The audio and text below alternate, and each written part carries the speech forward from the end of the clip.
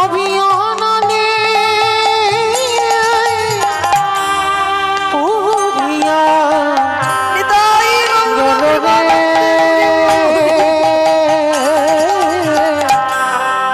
সবই অননে পুরিয়া গেল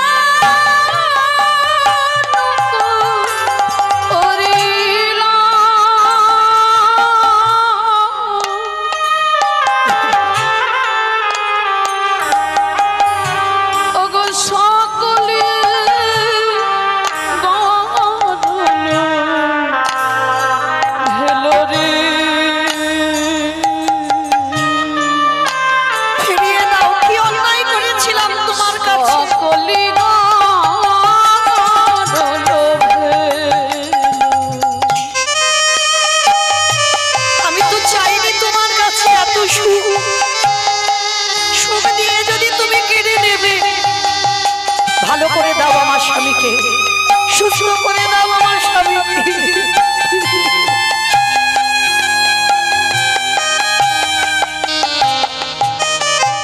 আমি সাগর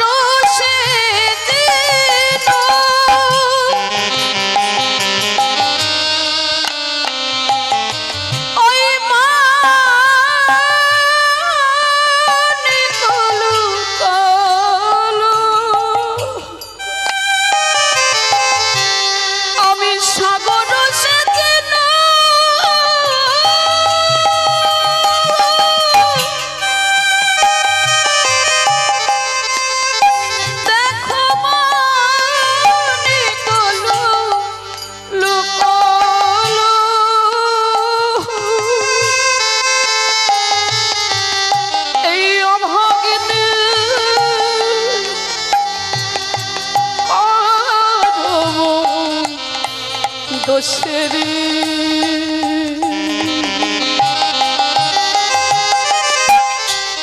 অভাগিনীর কারম দোষে আমি সুখের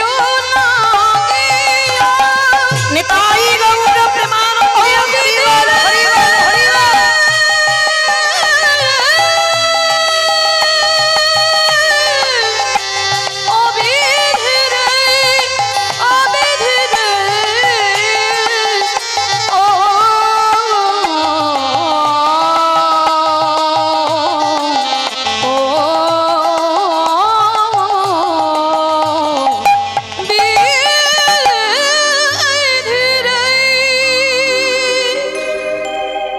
নয়নে রজলে আজ জনমে দুঃখী মায়া কাঁদিয়ারে বলে হে নয়াম্মা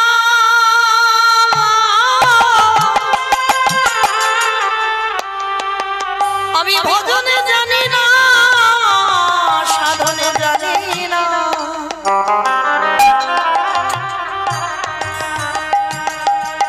আমি স্বামী চরণ ভজন করে তোমার চরণে আমার নিবেদন তুমি একবার কৃপা করে তোমার সেবার লাগি তুমি তোমার ভক্তের প্রাণে ফিরাইলা আরে তো আমি তোমার কাছে কিছু চাই ও গো নয়া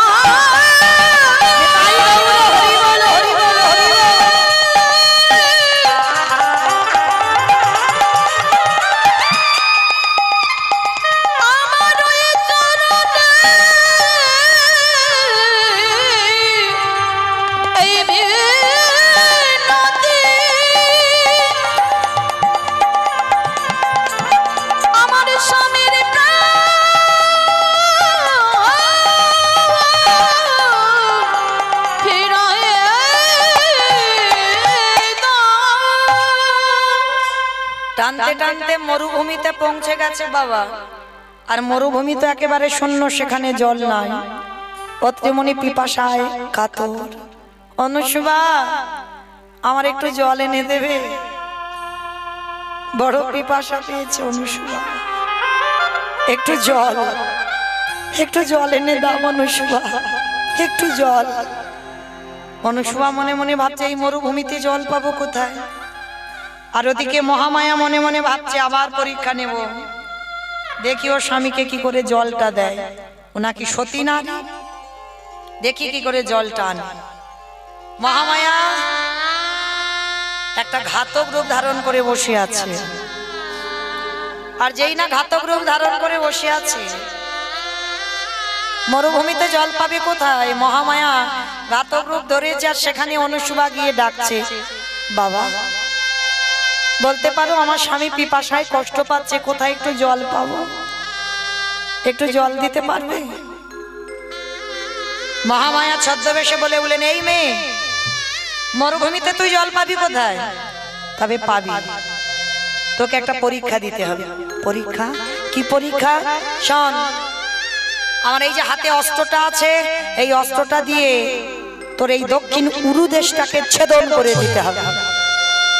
যদি তুই এই তোর ডান চরণটা কেটে দিতে পারিস, তাহলে এক্ষুনি তুই জল পেয়ে যাবি। কত স্বামী ভক্তি দেখো, কত বিশ্বাস। আমি জল পাবো? পাবি। অনুসুবা মা কাঁদছে আর বলছে, স্বামী এ দেহটা তোমার দেহ, এ দেহটা তোমার সেবার জন্য। তবে আজকে এই মরুভূমিতে আমি তোমার জন্য জল পাচ্ছি না, তাই তোমার অনুমতি নিতে পারলাম না, তোমার অঙ্গ আমি ছেদন করলাম। ঘাতকের কাছে অস্ত্রটা নিয়ে ওম পতি পরমেশ্বরায় নমঃ বলে অস্ত্রটা দিয়ে গুরুদেশটাকে ছেদন করে দিল। আর যখনই ছেদন করে দিল, ওইখান থেকে জল হঠাৎ সরোবর। অবাক হয়ে গেল অনুসুয়া মা, সবটা মহামায়ার মায়া। যেই না জল পেয়েছে, আঁচলটা ভিজিয়ে নিল, একটা চরণ কেটে দিয়েছে উরুদেশ থেকে। অনেকটা রাস্তা এসেছে, যাবে কি করে? এক পায়ে আর বেশিক্ষণ হেঁটে যেতে পারছে না। আঁচলটা জল ভিজিয়ে বুকে নিয়েছে, আর ওই বালি গরম হয়ে গেছে, ওই বালিতে বুকে ঘষে ঘষে যাচ্ছে। আর এদিকে অত্রিমণি পিপাসায় কণ্ঠ শুকিয়ে গেছে। আর তাড়াতাড়ি করে গিয়ে অনুসুবা মা ওই আঁচলটা ভালো করে নিকড়ে নিয়ে জলটা স্বামীর বদনে দিয়েছে। আর যেই না স্বামীর বদনে দিয়েছে, অনুসুবার দিকে তাকিয়ে দেখে না রক্তে রক্তাক্ত একটা চরণ নেই। চমকে উঠল, অনুসুবা এটা কি করেছো? এটা কি করে হলো? ঘটনাটা খুলে বললেন। অত্রিমণি বলে উঠলেন, অনুসুবা একদিন যদি আমি ভজন সাধন করি, জানি না কোন অপরাধে আমার এই দশা, কিন্তু যদি আমার ভজন থেকে যায়, আমি তোমাকে আশীর্বাদ দিলাম, এই মুহূর্তে তোমার যেমন চরণ ছিল তেমন হয়ে যা, হয়ে যা, হয়ে যা। সঙ্গে সঙ্গে বাবা যেমন চরণ ছিল আবার তেমন চরণ হয়ে গেল। কি গো, শুধু অনুসুবা সতী নয়, স্বামীর দিকটাও দেখো, কার চরণ ভজন করে সতী হয়েছে। একটা কথায় চরণ আবার যেমন তেমন হয়ে গেল। দেখতে দেখতে বাবা দিন অতিবাহিত হলো, মাত্র 3টে দিন বাকি আছে। 3টে দিন পর মৃত্যু হয়ে যাবে অত্রিমণি। গাছের তলায় স্বামীর মাথাটা কোলে নিয়ে কাঁদছে।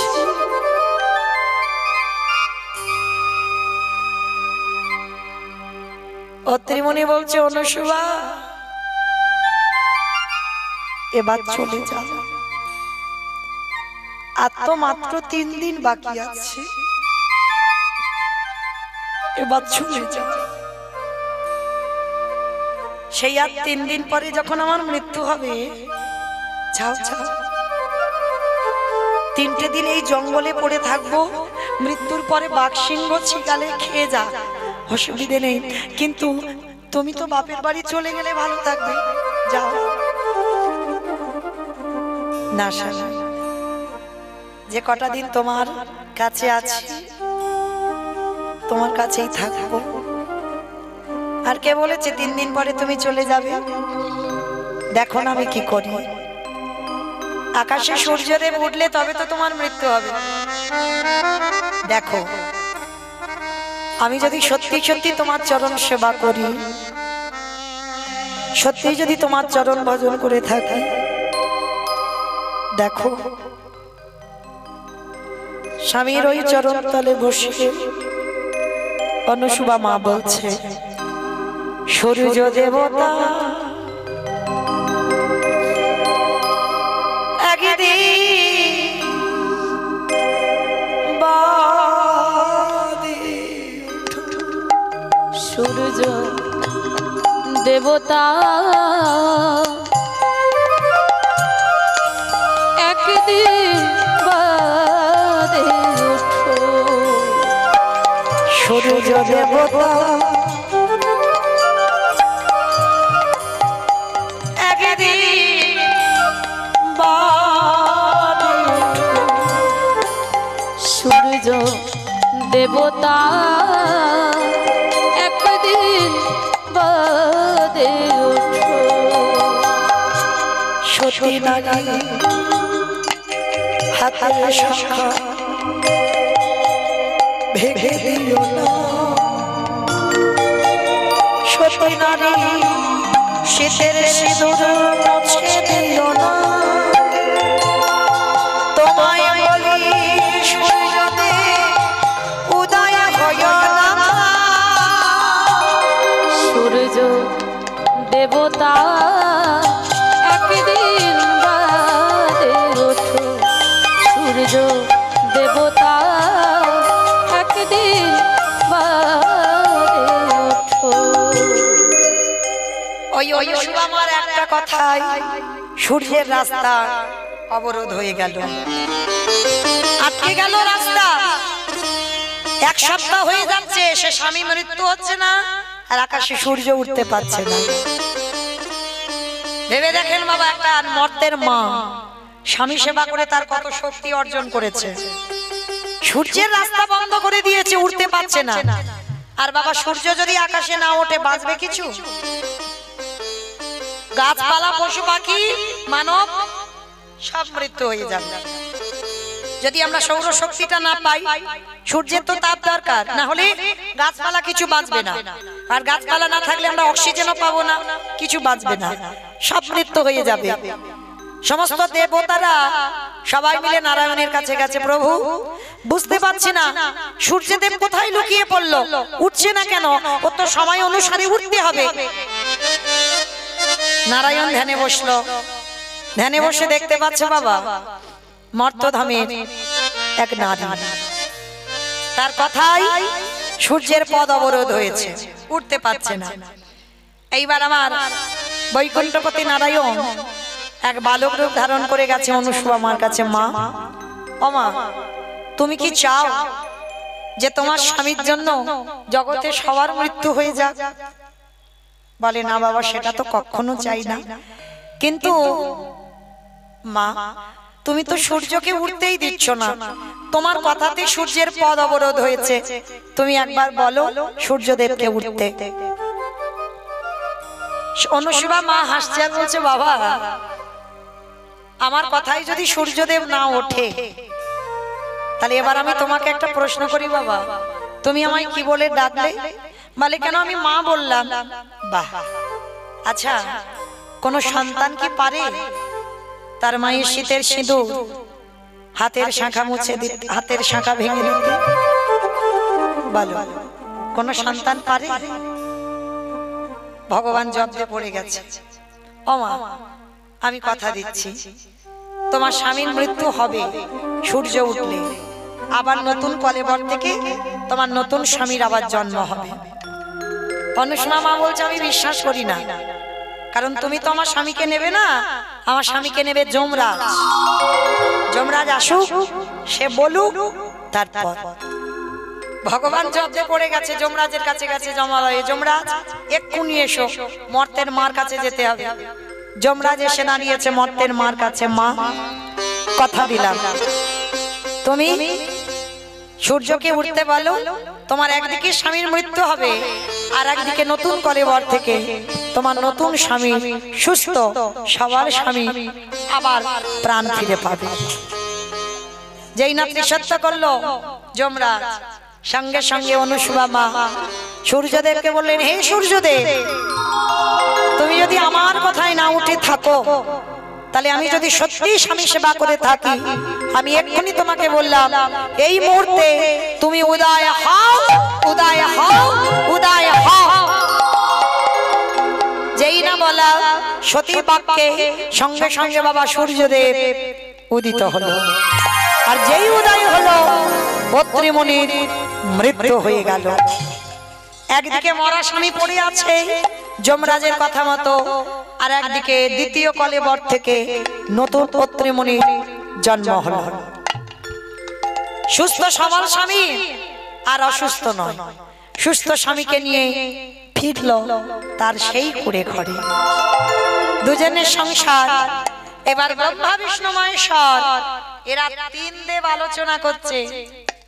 এই যে নারদ মুনি যে রান্না স্বাদ পেয়েছে, আমরা তিনজনে তো পেলাম না। চলো আমরা অনুসুয়া মার হাতে রান্না সেবা করব। তিন দেব ছদ্মবেশ ধারণ করেছে, আর ছদ্মবেশে অনুসুয়া মার কাছে এসে বলছে, অনুসুয়া মা ভিক্ষাং দেহি। যেই না ভিক্ষা দিয়েছে, তার মধ্যে থেকে তিনজনে বলছে, ও মা, আমরা ভিখারি মানুষ, কটা দিন তোমার এই আশ্রমে একটু থাকতে দেবে? তা অনুসুয়া মা বলছে, বাবা কটা দিন কেন, যতদিন ইচ্ছা তোমরা ততদিন থাকো আমার এই আশ্রমে। আমি মাধুকরী করি, আমি স্বামী সেবা দিয়ে আমি তোমাদের সেবার ব্যবস্থা করব। সঙ্গে সঙ্গে তিন দেবের মধ্যে একজন বলে উঠলেন, দাঁড়াও দাঁড়াও, ওভাবে সেবা দিলে হবে না। সেবা যদি দিতে চাও আমাদের তিনজনকে বিবস্ত্র হয়ে সেবা দিতে হবে। মানে পরনে কিছু থাকবে না, উলাঙ্গিনী হয়ে তোমার সেবা দিতে হবে। বলো পারবে? তাহলে প্রসাদ পাবো। নারায়ণ মাথায় হাত দিয়ে বলে উঠলেন, বাবা বাবা, এই জন্য এই ব্যাটার আনতে চাই না, কোথায় গাঁজা ভেঙে খেয়ে থাকে, কোথায় কি বলতে বলে ফেলে। ও মায়েরা, মায়ের কাছে সন্তান ছোট ঠিক কথা, কিন্তু সন্তান যখন বড় হয়ে যায়, মা কি পারে সন্তানের সামনে বিবস্ত্র হতে? পারে না তো। অনুসুয়া মা বলছে, বেশ বাবা, তোমাদের যদি মনে এটাই আশা হয় তাহলে সেটাই হবে। স্বামীর কাছ থেকে কুমণ্ডলীর জলটা এনেছে, তিনজনকে বসার আসন দিয়েছে, তিন দেব বসেছে, আর ওই কুমণ্ডলীর জলটা নিয়ে ওং পতি পরমেশ্বরায় নমঃ বলে তিন দেবের গায়ে ছিটিয়ে দিয়েছে। আর যেই তিন দেবের গায়ে ছিটিয়ে দেওয়া সঙ্গে সঙ্গে বাবা তিন দেব একবারে ওই আসনে বসেছিল। তিন দেব 6 মাসের বাচ্চা হয়ে তিন দেবের জামা কাপড় খুলে গেল, তিন দেব ওই আসনে শুয়ে পড়ে। এইবার দেখ কেমন লাগে। আমাকে বলেছিস বিবস্ত্র হতে, ওদের বিবস্ত্র করে দিয়েছে। কারণ বাবা ব্রহ্মা বিষ্ণু মহেশ্বর তখন তো বড় বড় ছিল, পোশাকগুলো বড়, আর 6 মাসের বাচ্চা হয়ে গেছে, পোশাকগুলো সব খুলে পড়ে গেছে। আসনে তিনজনে বসে আছে। অনুসুয়া ভগবানের আশা পূর্ণ করলো। মা বিবস্ত্র হয়ে একটা সন্তানকে কোলে নেয়, সন্তান জ্ঞানে মা নিজের হাতে খাওয়ায়। হরি বল। মায়ের যেন 3 সন্তান। হরি বল। আর যেই না 3 সন্তানকে কাছে পেয়েছে, মার খুব আনন্দ। মানে সংসারের কাজকর্ম করে, পতি সেবা করে, আর ওই 3 জনকে তেল মাখায়, স্নান করায়, দোলনায় দিয়ে 3 জনকে ঘুম পাড়ায়। আমায় একটু উলুধ্বনি দাও।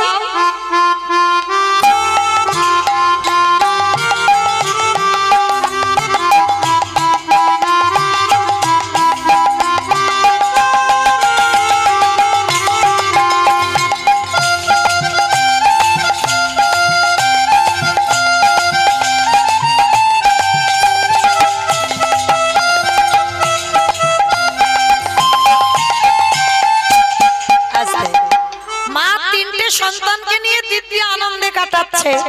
আর এক সপ্তাহ হয়ে গেল, নারায়ণ মনে মনে করছে ভোলানাথ মন্দ কাজটা করেনি। ভক্ত খেতে দেয় না, ঘুমাতে দেয় না, বসতে দেয় না, সব সময় নারায়ণ নারায়ণ নারায়ণ। আমি যেন একটু শান্তিতে কাটাতে পারি না। কিন্তু এই যে মা মনসুবার বাড়িতে এই যে সন্তান হয়ে আমার এক সপ্তাহ যা আরামে কাটাচ্ছি না, আমার মনে হয় আমি আর এখান থেকে যাব না। মানে এত মাতৃ স্নেহের ভালোবাসা ভগবান পাচ্ছে। এইবার এক সপ্তাহ বাড়িতে যাচ্ছে না, তিন দেবী আলোচনায় বসেছে। দিদি বল। হ্যাঁ রে, তোর স্বামী কোথায়? খুঁজে পাচ্ছি না তো। খুঁজে পাচ্ছিস না? দিদি তোর স্বামী দেখতে পাচ্ছি না। তুইও দেখতে পাচ্ছিস না, আমিও তো দেখতে পাচ্ছি না। তাহলে কোথায় গেল বলতো? দাঁড়া, নারদকে ডাকি। নারদ, নারদ, এদিকে এসো। তুমি তো ত্রিভুবনের খবর রাখো, জানো তোমার প্রভু কোথায় গেছে? আমাদের তিনজনের স্বামীকে পাওয়া যাচ্ছে না। তা নারদ মুনি খিলখিল করে হেসে উঠেছে, বলে সে কি মা, তুমি জানো না প্রভু তো চাকরি পেয়েছে। চাকরি পেয়েছে? কোথায় চাকরি পেলো? বলে কেন? ওইটা আমি বলতে পারবো না, কিন্তু এইটুকু জানি প্রভু চাকরি করছে। কোথায় করছে, কেন করছে আমি বলতে পারবো না। প্রয়োজন পড়ে তোমরা তিনজনে খুঁজে নাও কোথায় গেছে। মহামায়ার মনে মনে একটা সন্দেহ হলো, কোথায় যেতে পারে তিনজন, দেখতে তো হয়। এইবার তিন দেবী ছদ্মবেশে অনুসুমার বাড়ি গেছে। মানে মহামায়া তো পরীক্ষা করে নিয়েছে অনেক কিছু, মানে মনে মনে ভাবছি ওর বাড়ি ছাড়া কোথাও যাবে না। দেখি কোথায় গেছে। তিন দেবী এসে বলছে ভিক্ষা আনে দেখি। অনুসুমা মা ভিক্ষা দিয়েছে। তিন দেবী বলছে মা, আমাদের তিনজনের আশ্রয় নেই, কটা দিন একটু আশ্রয় দেবে? ঠিক আছে মা, কটা দিন কেন, যতদিন ইচ্ছা তোমরা ততদিন থাকো। ওমা, এরা কি থাকবে বলে গেছে? চারিদিকে শুধু কি করছে জানো?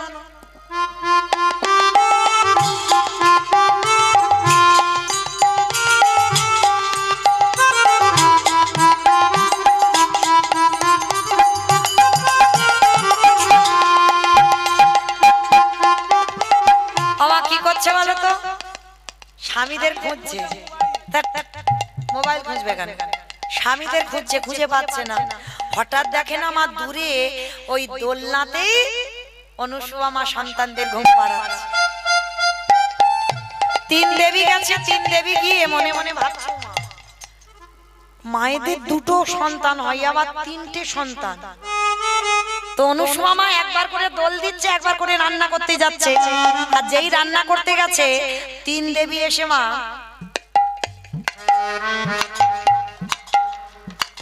ওমা 6 মাসের বাচ্চা চেনা যায়? একটু চেনা যায়, কালো আর ফর্সা, আর তো চিনতে পারবে না, সব একই রকম দেখতে। বালা বলি বলছে দিদি বল। আরে তোরটা চিনতে পারছিস না, পাচ্ছিস না? একদম এক দেখতে, দেখ ওমা একই রকম দেখতে, বুঝতে পারছে না তো। দিদি বল বল। তুই তোরটা চিনতে পারছিস? কি করে চিনবো বলো, সব তো একই রকম দেখতে, 6 মাসের বাচ্চার মতো। ওমা ও চিনতে পারছে না, এখন কি হবে? যখন চিনতেই পারছে না, এইবার ওমা একজনকে কিন্তু একটু চেনা যাচ্ছে। বলো তো সে কে? ওই ভুঁড়িটা একটু উঁচু মতো, কে গো? মহাদেব, বাবা ভোলানাথ। ওইটা একটু চেনা চেনা যাচ্ছে। তা যেই না ভুঁড়িটা উঁচু, কিন্তু বাবা সন্দেহ আছে, ঠিক আমার কি না আমি বুঝতে পারছি না। কারণ সব তো বাচ্চা, সব মা তেল মাখিয়ে আর পরনে কিচ্ছু নেই, দোলনায় ঘুমাচ্ছে। এইবার আড়াল থেকে অনুসুমা মা দেখছে, আচ্ছা এক সপ্তাহ আগে এরা তিনজনে এসেছিল, বাচ্চা করে দিয়েছে। এক সপ্তাহ পরে এরা তিনজন মেয়ে এসেছে, তাহলে তো বাবা একটা সন্দেহ মাথায় থেকে যায়, একে আমাকে তো দেখতে হবে। আড়াল থেকে অনুসুমা মা দেখছে তিনজনে চিনতে পারছে না কোনটা কার স্বামী। একবার ওর স্বামীটাকে নেয়, ও একবার ওর স্বামীকে নেয়, ভালো করে মুখ চোখ নাক ভালো করে দেখে। আর এদিকে বৈকুণ্ঠ নারায়ণ খুব খিলখিল করে হাসছে। বলে এরা জব দিয়ে পড়েছে একটা মর্তের মেয়ের কাছে স্বর্গের দেবীরা দুর্বল। এইবার ভগবান হাসছে আর বলছে এরা ঠিক জব দিয়ে পড়েছে। দাঁড়া, অনুসুয়া মাকে পরীক্ষা করা, আর এত বড় কঠিন পরীক্ষার মুখে দাঁড়াতে হয়েছিল অনুসুয়া মাকে। এবার দেখাচ্ছি তোমরা কি করে কার স্বামী এবার চিনে নিয়ে যাও। যখন কিছুতেই চিনতে পারছে না, সবশেষে অনুসুয়া মা এসে দাঁড়িয়েছে। মা, তোমাদের ভাবগতি তো খুব ভালো নয়, কি করছো আমাদের তিনটে ছেলেকে নিয়ে? বলছে না মা, কিছু করিনি। ও মামা, সত্যি বলো না, তোমারই কি তিনটে ছেলে? বলে হ্যাঁ, তিনটেই তো আমার ছেলে।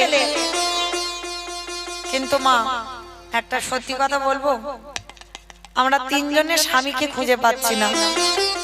সে কি, তিনজনের স্বামী চলে গেছে, হারিয়ে গেছে, পাচ্ছ না? বলে না, কোথাও খুঁজে খুঁজে পাচ্ছি না। আমরা ভাবলাম তোমার তো অনেক শক্তি আছে, তোমার অনেক ক্ষমতা আছে, কৃপা করে তুমি যদি তোমার ওই শক্তি বলে, তোমার স্বামী সাধনার বলে, তুমি যদি আমাদের তিনটে স্বামীকে খুঁজে দাও। ভগবান খিলখিল করে হাসছে, যদ্দে ঠিক পড়েছে। বড্ড মর্তের নারী বলে তুমি তাচ্ছিল্য করেছিলে, দেখেছো তোমার স্বামীকে ফিরে পাচ্ছ না, আজকে সেই মর্তের নারীর কাছে এসে তোমার মাথা নিচু করতে হলো। অনুসুয়া মা বলছে দেখো মা, তোমাদের স্বামী কি আমি বলতে পারবো না, তবে আমি তোমাদের দেখাচ্ছি এরা কারা। কুমণ্ডলীর জলটা এনেছে, ওম পতি পরমেশ্বরায় নমঃ বলে তিনজনের গায়ে ছিটিয়ে দিয়েছে। আর যেই তিনজনের গায়ে ছিটিয়ে দিয়েছে, তিনজনে আসল রূপে ফিরে এসেছে। তিন দেবী অনুসুয়ার চরণে আছাড় খেয়ে পড়লেন। মা, ক্ষমা করে দাও, আমরা চিনতে পারিনি, তোমায় বুঝতে পারিনি, অনেক কষ্ট দিয়েছি, অনেক পরীক্ষা নিয়েছি, তোমার ক্ষমা করে দাও। একই মা, তোমরা কারা? নিজ রূপ ধারণ করলো মা সাবিত্রী, মা লক্ষ্মী, মা দুর্গা। অনুসুয়া মা ভগবানকে দর্শন করে চরণতলে হাত জড়ো করে বসেছে। ভগবান মার চরণটা ধরে বলছে, অনুসুয়া, ওটা তো আমাদের করার কথা, তুমি কেন করছো? কারণ তোমার মতো মার কাছে আমরা সন্তান রূপে ধরা পড়তে চাই। অত্রিমণি এসে বলেছিল, একবার আশীর্বাদ দিয়েছিল না ভগবানকে সন্তান রূপে পাবে, সেই আশীর্বাদ ফলে গেল। নারদ আশীর্বাদ দিয়েছিল, একদিন ভগবানকে ব্রহ্মা বিষ্ণু মহেশ্বরকে তোমার দরজায় বন্দী করবে, সবকটা আশীর্বাদ ফলে গেল। আজকের ভগবান বলছে আমরা তিন দেব তোমার গর্ভে দ্বিতীয় কলেবর হয়ে সন্তান হয়ে তোমার গর্ভে যাবে। আর ব্রহ্মা বিষ্ণু মহেশ্বর তিন দেব সন্তান হয়ে আজকে মায়ের কাছে এসেছিল। একজন হলো দত্তাত্রেয় ঋষি, একজন হলো দুর্বাসা ঋষি, একজন হচ্ছে বাবা দেবরাজেন্দ্র। আর এই এক এক কলেবর হয়ে আমার অনুসুবার সন্তান হয়ে এসেছিল। এবার অনুসুবা মা যেই না ভগবান মায়ের চরণ ধরেছে, মায়ের চরণ ধরে বলছে, মা তুমি সত্যিই আমাদের মা, আজকে কৃপা করে আমরা তোমাকে সাক্ষাতে দর্শন দেব। ও মায়েরা, তাহলে আজকের এই লীলাটুকু শ্রবণ করে আপনারা আমরা কি জানলাম, কি শিখলাম, কি জানতে পারলাম? প্রকৃত যদি ওই যে বললাম সতী তারা যারা দুই পতি সেবা করে, প্রকৃত যদি স্বামী সেবাও করা যায় তাহলে জগৎপতিকে লাভ করা যায়। আজকে সেই অনুসুবা মা সাক্ষাতে ব্রহ্মা বিষ্ণু মহেশ্বর তিন দেবী মা সাবিত্রী, মা লক্ষ্মী, মা দুর্গা আর দেবর্ষী নারদ আজকে যুগলে দাঁড়ালেন। নয়ন ভরে ভক্তরা যুগলে দর্শন করলেন।